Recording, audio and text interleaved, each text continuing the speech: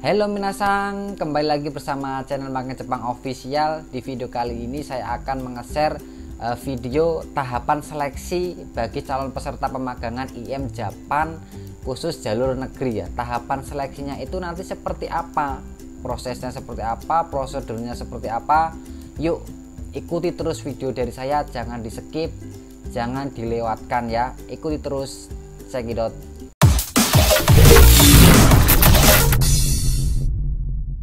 Oke, kembali lagi bersama saya ya. Nah, di sini saya akan menerangkan tahapan seleksinya. Seperti apa sih tahapan seleksinya? Ada berapa tahap? Terus prosesnya seperti apa?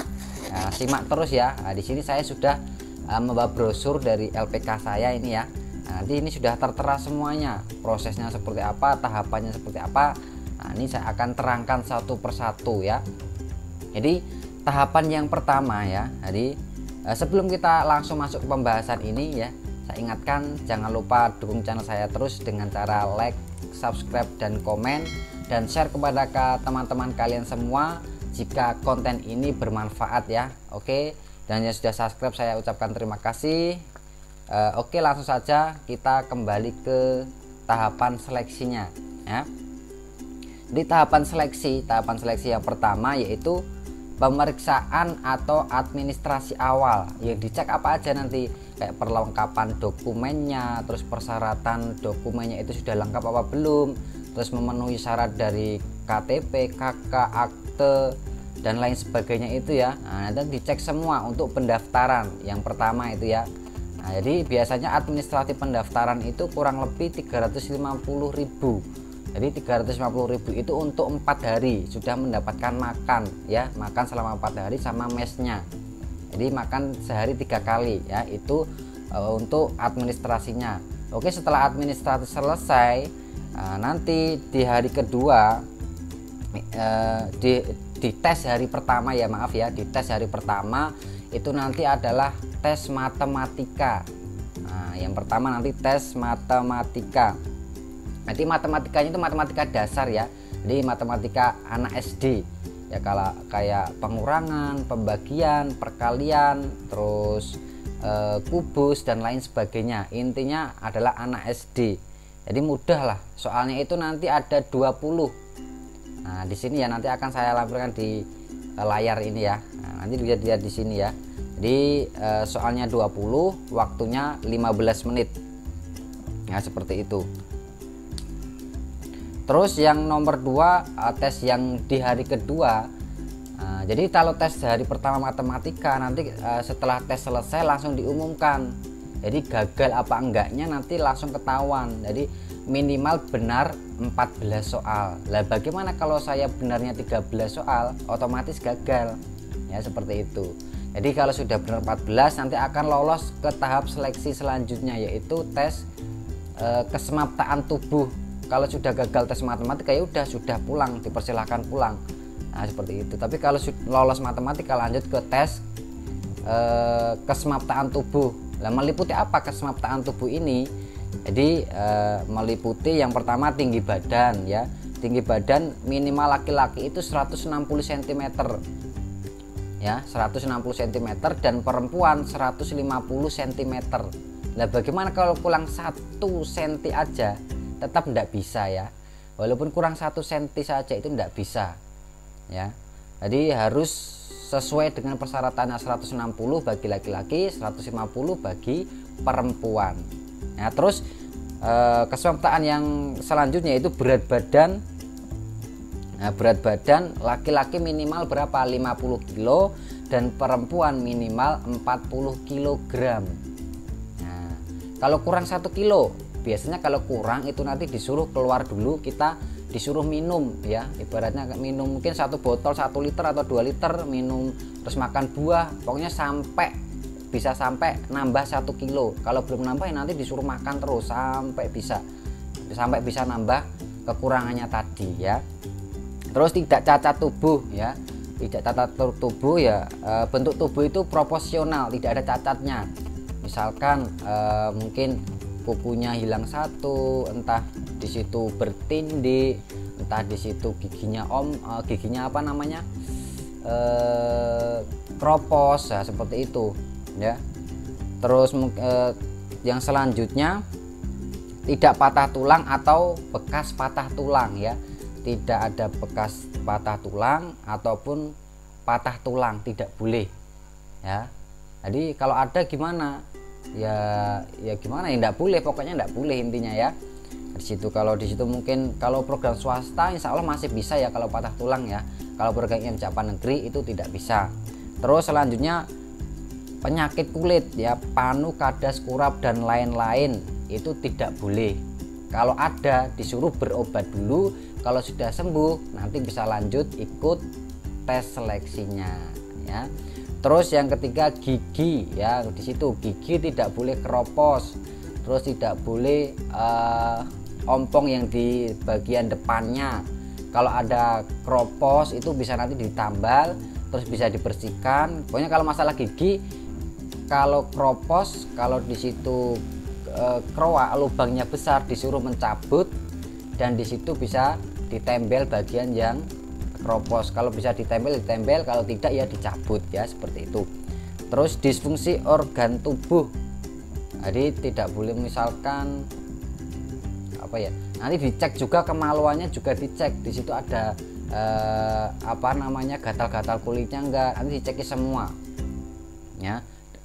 Terus kaki ya, kaki itu jadi tidak boleh bentuk X ke dalam itu tidak boleh ya. Jadi terus bentuk O terlalu melengkung, terus X ke dalam itu juga tidak boleh, harus intinya normal ya, lurus ya. Oke, itu untuk tes keselamatan tubuh tadi meliputi seperti itu ya. Terus di hari yang ketiga, kalau di hari kedua tes keselamatan sudah lolos, itu nanti lanjut di hari yang ketiga. Lah hari ketiga ini tes apa? Di hari ketiga adalah tes fisik ya, tes ketahanan fisik. Lah tes ketahanan fisik ini meliputi apa aja? Nah ini, jadi yang pertama adalah tes lari ya. Jadi lari, jadi seperti ini ya, tes lari itu 3 kilo 15 menit.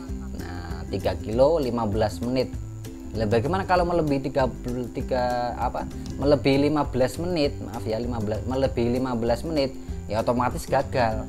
Biasanya itu ada toleransi sekitar berapa detik, itu ada toleransinya. Tapi kalau sudah melebihi 15 menit 30 detik itu biasanya langsung ditutup, nggak ada toleransi lagi. Jadi bagi kalian semua yang ingin mengikuti tes fisik ini harus dipersiapkan 2 bulan sebelum mengikuti tes atau 3 bulan sebelum mengikuti tes ya. Kalau tidak bisa, soalnya fisik itu kan perkembangannya kan bertahap, tidak langsung kita kuat, itu tidak ya. Jadi untuk lari 3 kilo 15 menit ya, itu kalau lapangan itu 7,5 putaran ya, lapangan standar ya. Terus yang tes fisik yang kedua yaitu push up. Jadi push up itu berapa ya, 35 kali ya, 35 kali. Di situ harus sempurna, tidak boleh kayak melengkung badannya, itu nggak boleh. Kalau di situ sudah melebihi 30 kok masih melengkung, itu biasanya ada remedinya, jadi disuruh mengulangi lagi 10 kali. Tapi kok di bawah 30 sudah kayaknya melengkuk badannya, itu biasanya langsung nomornya dijabut, gagal otomatis ya. Di situ itu untuk fisiknya ya. Terus fisik yang ketiga yaitu sit up. Jadi sit upnya itu berapa, 25 kali ya, 25 kali juga harus sempurna. Biasanya kalau sit up ini tidak ada yang gagal ya. Biasanya yang sering gagal itu yang pertama itu, yang paling berat itu adalah larinya. Lari itu banyak yang gugur. Misalkan siswanya yang lari 200, biasanya yang lolos itu sekitar 100 atau 100 lebih berapa gitu ya. Soalnya kan fisik itu yang paling berat. Nah, jadi lari 3 kali 15 menit, push up 35 kali, sit up 25 kali. Di situ harus sempurna semua ya, tidak boleh ada kurangnya ya, seperti itu. Oke, dari segi fisik seperti itu ya. Jadi kalau sudah fisiknya di situ lolos, semuanya lolos, terus di hari keempat, di hari terakhir ini, hari keempat ini itu adalah tes wawancara ya, tes wawancara kepada pihak IMJAPAN dan orang Jepangnya ya. Jadi dan nanti yang ditanyakan di wawancara itu apa aja Yang ditanyakan nanti banyak ya, seputar Jepang, terus seputar pengalaman kerja, anggota keluarga. Nah, nanti akan saya buatkan video di hari berikutnya. Jadi pertanyaannya itu apa aja, materinya apa aja, nanti akan saya kasihkan semua di channel YouTube saya ya. Maka dari itu silakan bagi kalian yang belum subscribe, silakan di subscribe. Pada saat saya nanti mengupload video terbaru, kalian akan mendapatkan notifikasinya ya. Jadi wawancara nanti yang ditanyakan oleh tim pusat itu adalah performan dalam kita menghadapi sikap pada waktu wawancara itu bagaimana, dari segi raut wajah, dari sikap tangan, kaki, terus suaranya itu lantang atau tidak. Nah, seperti itu ya. Terus wawasan dalam mengenai Jepangnya nanti juga akan ditanyakan. Terus pengetahuan umum ya nanti juga ditanyakan. Terus kemampuan verbal. Terus peserta diwajibkan membawa dokumen persyaratan asli. Jadi dokumen yang asli dibawa semua pada saat wawancara tersebut.